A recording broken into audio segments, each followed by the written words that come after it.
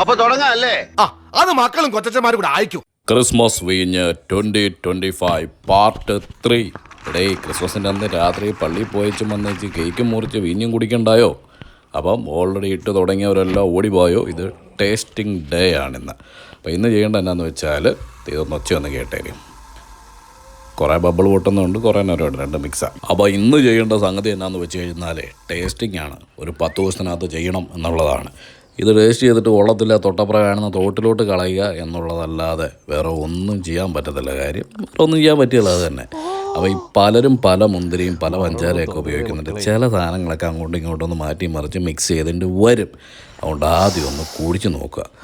നമ്മുടെ ഈ സാധനം ഉണ്ടല്ലോ, കുടിച്ച് നോക്കിക്കഴിഞ്ഞെന്നാൽ എൻ്റെ പൊന്നെ രുചിയെന്ന് പറഞ്ഞുണ്ടല്ലോ, വേറെ ലെവല് സാധനമാണ്. പക്ഷേ പുളിയുള്ള മുന്തിരിയാണ് ഞാൻ ഇട്ടിരുന്നതുകൊണ്ടേ മധുരം ഒരു ഇച്ചിരി കുറവായിപ്പോയി. അപ്പോൾ എന്നാ ചെയ്യണം, നമ്മളൊരു സീക്രട്ട് പോർച്ചുഗീസ് ഐറ്റം ചേർക്കാൻ വേണ്ടിയിട്ട് വെച്ചിട്ടില്ല ഏറ്റവും ലാസ്റ്റ്. ആ കൂട്ടത്തിൽ ഒരു പ്രത്യേക രീതിയിൽ നമ്മൾ ഇച്ചിരി മധുരം കൂടെ ഇതിനകത്ത് ചേർക്കുന്നതായിരിക്കും.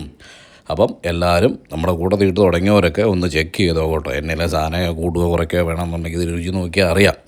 അപ്പം നമുക്ക് 23-ാം തീയതിയായിട്ട് കാണാം ഗൈസ്.